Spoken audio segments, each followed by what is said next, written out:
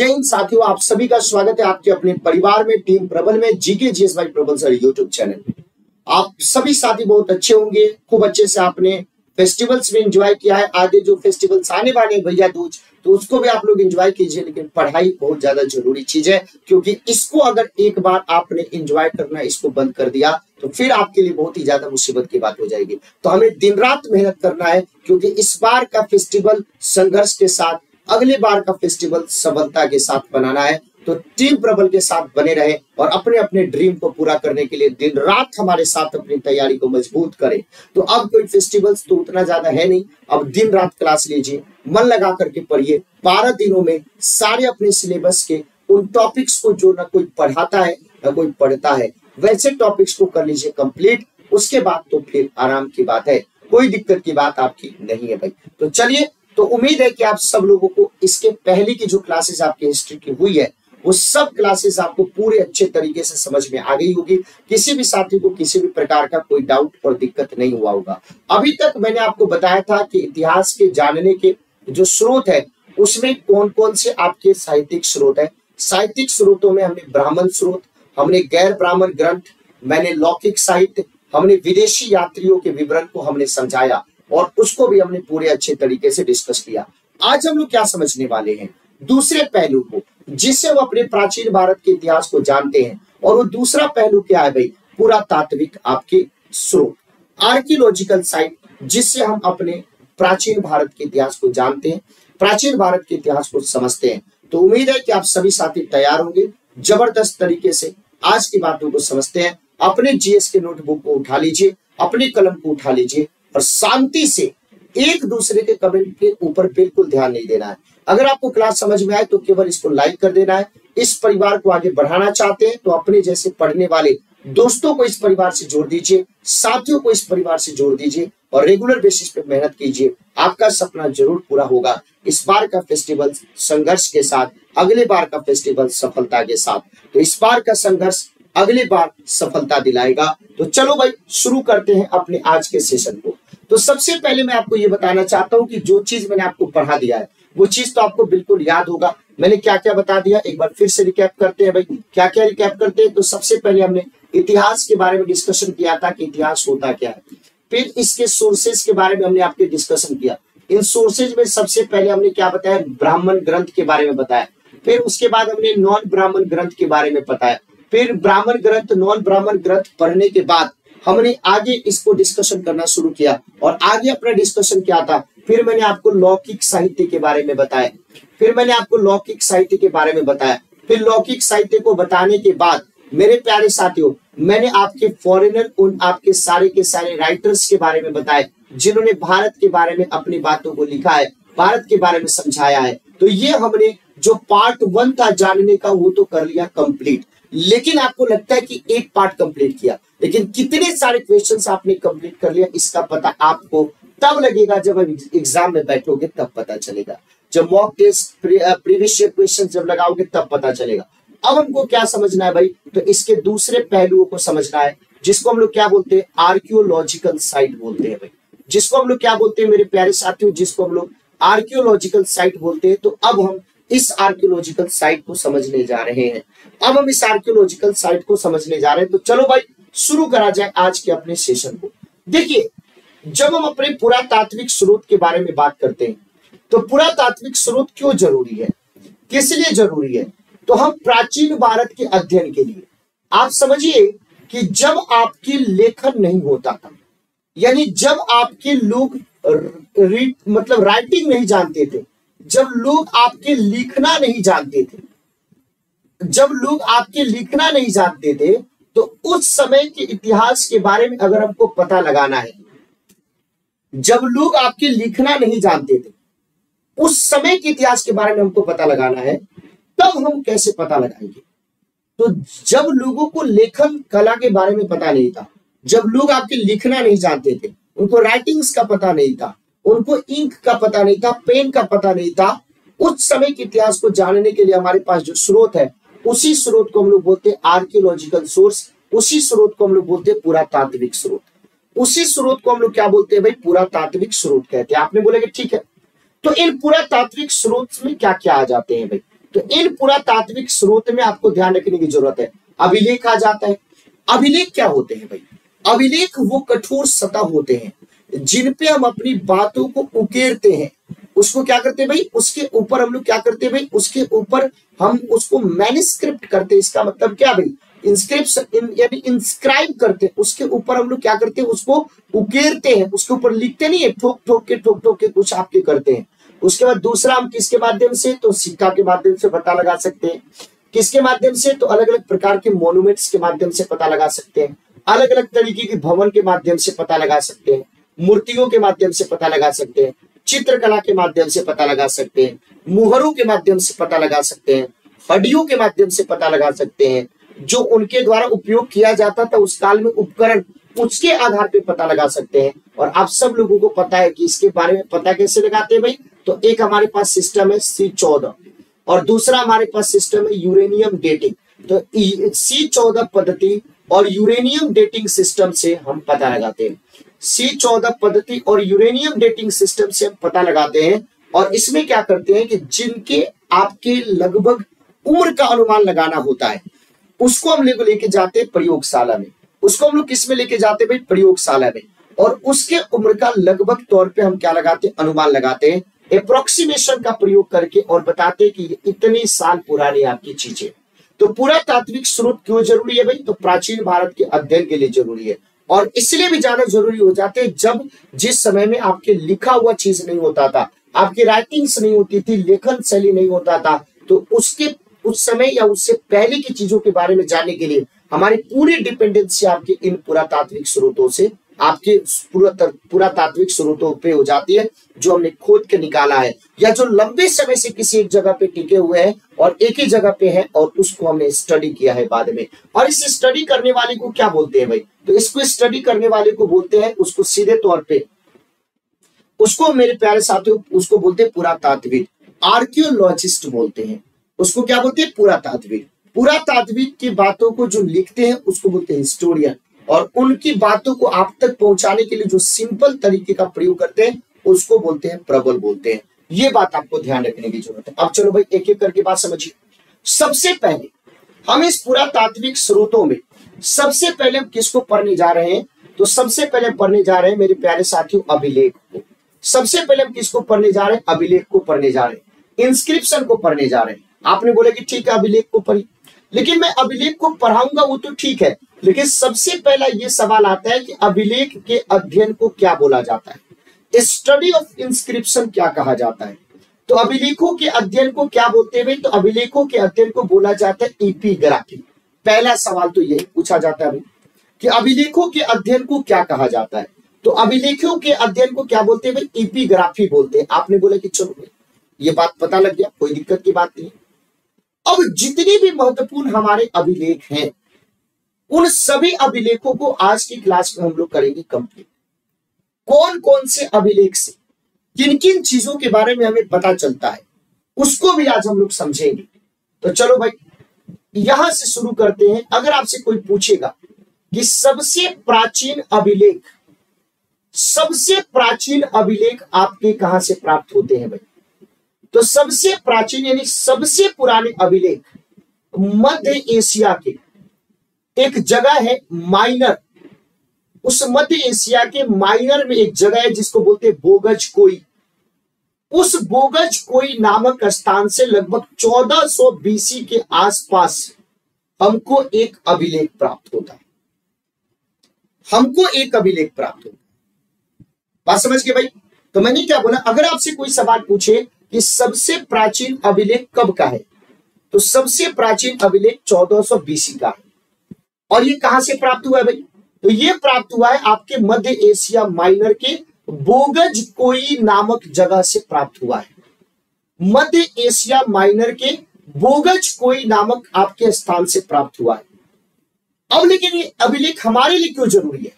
इसलिए जरूरी है क्योंकि इस बोगज कोई से जो अभिलेख प्राप्त हुए हैं उन अभिलेखों में 4 प्रकार के देवता की बात करी गई है। एक देवता है इंद्र, दूसरे देवता है मित्र, तीसरे देवता है वरुण और चौथे देवता है नासत्य। इसका मतलब क्या है कि इस बोगज कोई अभिलेख में अग्नि की चर्चा कहीं पे नहीं करी गई। इस बोगज कोई अभिलेख में अग्नि की चर्चा कहीं पे भी नहीं करी गई है। अग्नि की चर्चा कहीं पे भी नहीं करी गई है। आपने बोला कि ठीक है भैया, अग्नि की चर्चा कहीं पे नहीं करी गई है, कहीं पे भी अग्नि की चर्चा इसमें नहीं करी गई है। अब यहां पे देखो, ये जितने भी मैंने देवताओं के नाम बताए, ये सारे के सारे देवता वैदिक देवता है। इसका मतलब क्या है कि हमारे यहाँ पे वैदिक काल 1500 से लेकर के 1000 BC, और उस ऋग्वैदिक काल में सबसे महत्वपूर्ण देवता कौन थे? इंद्र। सबसे महत्वपूर्ण देवता कौन थे? वरुण। और नासत्य का मतलब क्या है कि देवता अश्विन से। तो हमारे देवताओं का उल्लेख इस बोगज कोई के अभिलेख में देखने को मिलता है, जिसके आधार पर हम ये कह सकते हैं कि हमारा संबंध उस समय कहीं ना कहीं इस मध्य एशिया के साथ था, इस मिड एशिया के साथ था, इस ईरान वाले क्षेत्र के साथ, इराक अफगानिस्तान वाले क्षेत्र के साथ था। तो बात समझे? तो मैंने आपको सीधे तौर पे ये बात बताई कि सबसे पुराने अगर आपसे सवाल पूछा जाए, सबसे पुराने अगर आपसे सवाल पूछा जाए तो ध्यान आपको रखने की जरूरत है कि सर्वाधिक प्राचीन अभिलेख मध्य एशिया माइनर के बोगज कोई नामक जगह से प्राप्त हुआ है, जो 1400 BC के आसपास का है। और उस बोगज कोई अभिलेख में 4 देवताओं का उल्लेख देखने को मिलता है। एक देवता है इंद्र, दूसरे है मित्र, तीसरे वरुण, चौथे नासत्य। नासत्य कोई अश्विनी, यहाँ पे अग्नि की चर्चा नहीं करी गई है। और ये चारों देवता आपके वैदिक देवता है, और इन हमारे वैदिक देवताओं की चर्चा इनके अभिलेख में, इसका मतलब क्या, हमारा और इनका संबंध था। लेकिन ये तो भाई भारत में अभिलेख प्राप्त नहीं हुआ।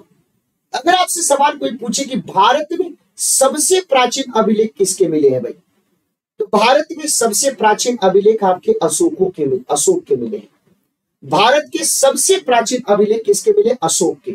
लगभग 3री शताब्दी BC के अभिलेख आपके अशोक के मिले हैं। और अशोक के अभिलेख का सबसे पहले पता किसने लगाया था? तो स्टीव फैंथलर ने पता लगाया था।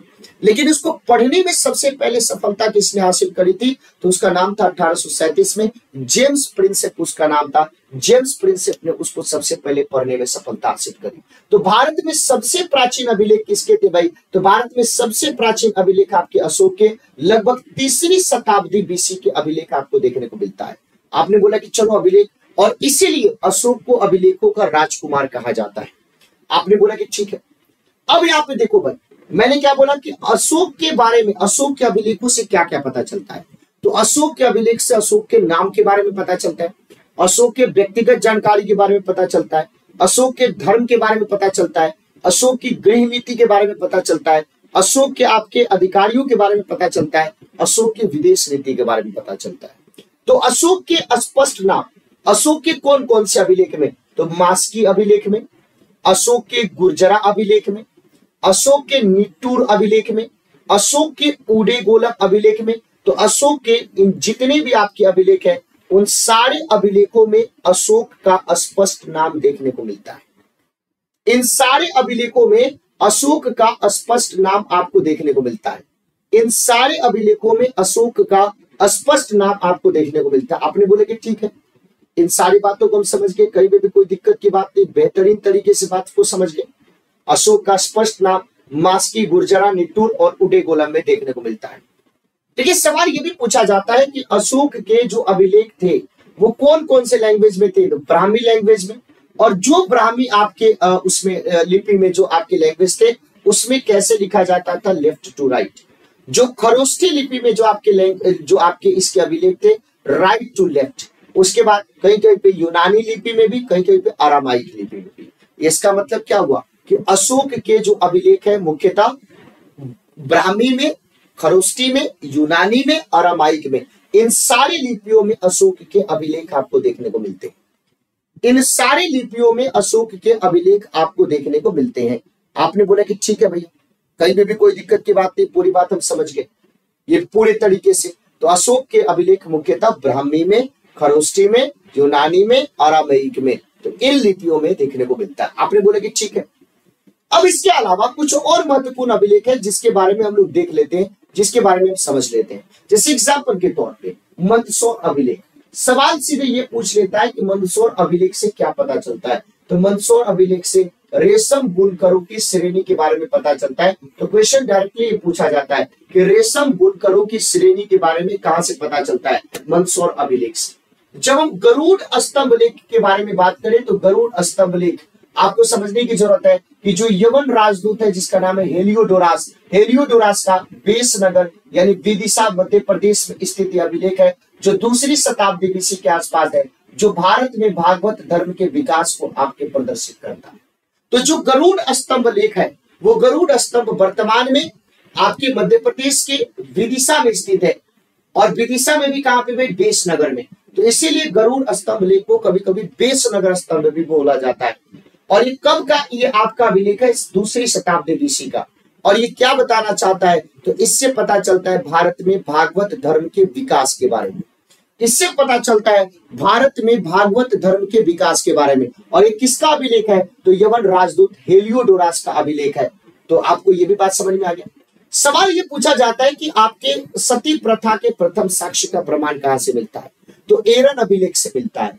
और ये आपके भानुगुप्त का अभिलेख है, और ये 510 ईस्वी का मध्य प्रदेश में एरन है। और आप सब लोगों को पता है कि एक आपके गोपराज नामक आपके सेनापति थे, उसके शहीद होने के बाद उसकी विधवा के सती होने के प्रमाण यहाँ पे देखने को मिलता है।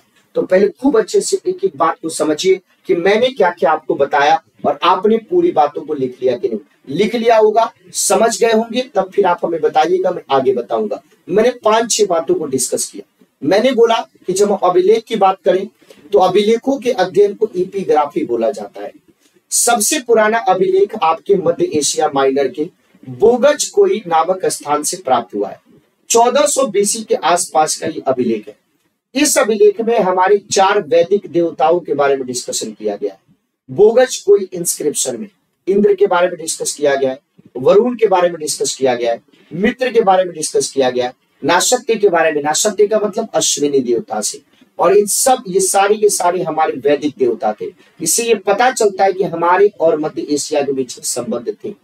लेकिन ये तो भारत में हुआ नहीं अभिलेख।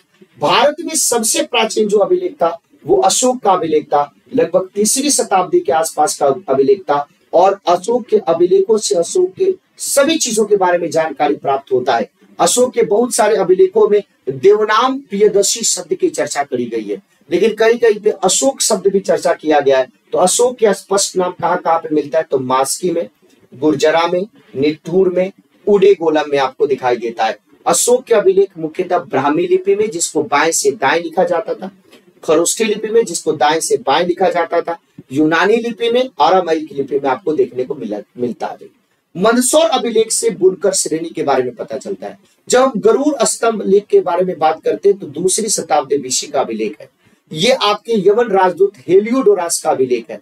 और इस अभिलेख से भारत में भागवत धर्म के विकास का पता चलता है। और ये वर्तमान में बेसनगर में स्थित है, जो कि मध्य प्रदेश के विदिशा में पड़ता है। फिर सवाल ये भी पूछा जाता है कि एरन अभिलेख सबसे पहले सती प्रथा के साक्ष्य कहाँ पे मिले? तो सर्वप्रथम सती प्रथा के साक्ष्य की बात करें तो एरन अभिलेख 510 ईस्वी में भानुगुप्त का ये अभिलेख है, जिसके बारे में आपको पता है कि गोपराज नामक आपके सेनापति, गोपराज नामक जो आपका सेनापति था, उसके शहीद होने के बाद उसकी विधवा सती होने जा रही थी, उसके बारे में ये डिस्कशन करता है। तो ये पूरी चीजें क्लियर हो गई। तो जितने भी साथियों को ये पूरी बातें याद हो गई, आप सब लोग लाइक करेंगे। जितने ज्यादा लाइक करेंगे मैं समझूंगा उतने ज्यादा आपको पसंद आ रहा है इस चीजें को, ठीक है। अब इसके बाद हम आगे क्या बढ़ते हैं? अब हम पूरे तरीके से पुरातात्विक चीजों के आधार पर हम चीजों को समझेंगे और देखेंगे। अब हम लोग क्या समझने जा रहे हैं? अब हम लोग समझने जा रहे हैं सिक्का के बारे में। तो जब हम सिक्का को डिस्कस करते हैं तो सिक्का के अध्ययन को क्या बोला जाता है? तो सिक्का के अध्ययन को न्यूमिस्मेटिक्स कहा जाता है। सिक्का के अध्ययन को क्या बोला जाता है? तो सिक्का के अध्ययन को न्यूमिस्मेटिक्स कहा जाता है। आप सब लोगों को पता है कि प्राचीन काल में लोहा नहीं था, तो तांबे के सिक्के होते थे, चांदी के सिक्के होते थे, सोना के होते थे, सीसा के होते थे।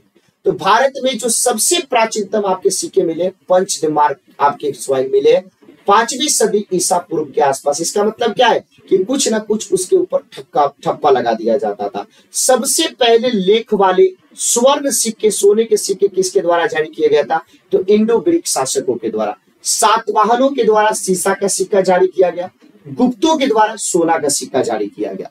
लेकिन अगर हम गोल्ड की क्वालिटी के बारे में बात करते हैं कि आपकी शुद्ध सोने के सिक्के किसके द्वारा जारी किया गया था, तो शुद्ध सोने के सिक्के की बात करें तो कुषाण शासकों के द्वारा जो आपके सिक्के जारी किए गए थे वो आपके गुप्तों से ज्यादा आपके अच्छी क्वालिटी का था। लेकिन सोना के सबसे ज्यादा सिक्के के बारे में बात करें तो सबसे ज्यादा सिक्का आपके गुप्तों के द्वारा जारी किया गया।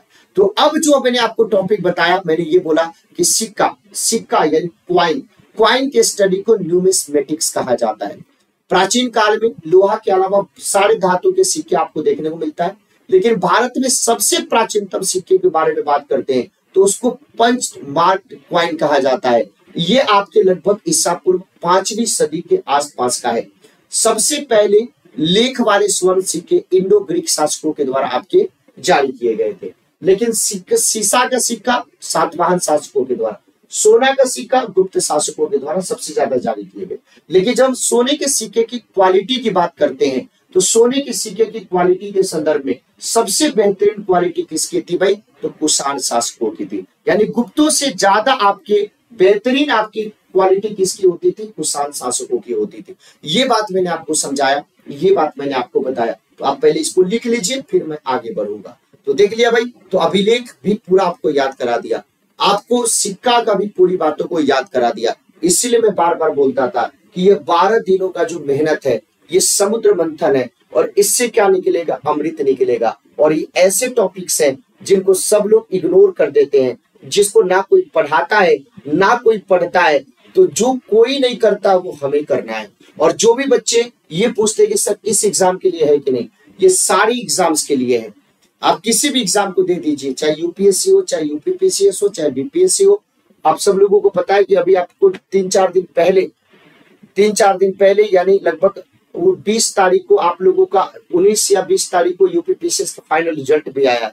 तो मेहनत करते रहोगे तो आपका भी होगा। तो लिख लिया आप सब लोगों ने, सब लोग एक बार लाइक करके सेशन को जल्दी से बता देंगे कि पूरी बातें आपको समझ में आ गई कि नहीं आ गई, पूरी बातें आपको समझ में आ गई कि नहीं आ गई। ठीक है भाई, अब चलो हम आगे क्या देखने वाले हैं। अलग अलग अभिलेख को मैं आपको बताना चाहता हूं कि कौन सा अभिलेख किससे संबंधित है, और ये बार बार आपके पेपर में सवाल पूछा जाता है। जब हाथी गुम्फा अभिलेख के बारे में बात करें तो ये कलिंग राजा खारवेल से संबंधित है। किससे संबंधित है भाई, कलिंग राजा खारवेल से संबंधित है। तो हाथी गुम्फा अभिलेख के बारे में बात करें तो कलिंग राजा खारवेल से संबंधित है। जब जूनागढ़ गिरनार अभिलेख के बारे में बात करें तो रुद्रदामन से संबंधित है, जो शक शासक था। नासिक अभिलेख की बात करें तो गौतमी बालश्री से संबंधित है। प्रयाग प्रशस्ति अभिलेख की बात करें तो इसमें समुद्रगुप्त के बारे में बताया गया है, और ये किसकी रचना है भाई, प्रयाग प्रशस्ति, तो ये हरिसेन की रचना है। मंदसौर अभिलेख के बारे में जहां पे आपके रेशम बुनकरों की श्रेणी के बारे में पता चलता है। मालवा के नरेश राजा यशोवर्मन की आपके अभिलेख। एहोल अभिलेख जिसकी रचना रवि कीर्ति के द्वारा करी गई, जिसमें बताया गया था कि हर्षवर्धन को नर्मदा के मुहाने पर आपके पुलकेशिन द्वितीय चालुक्य वंश के शासक ने आपके रोक दिया था, उसकी चर्चा मिलता है। जब हम ग्वालियर अभिलेख की बात करते हैं तो प्रतिहार नरेश, गुर्जर प्रतिहार नरेश भोज के बारे में आपको डिस्कशन मिलता है।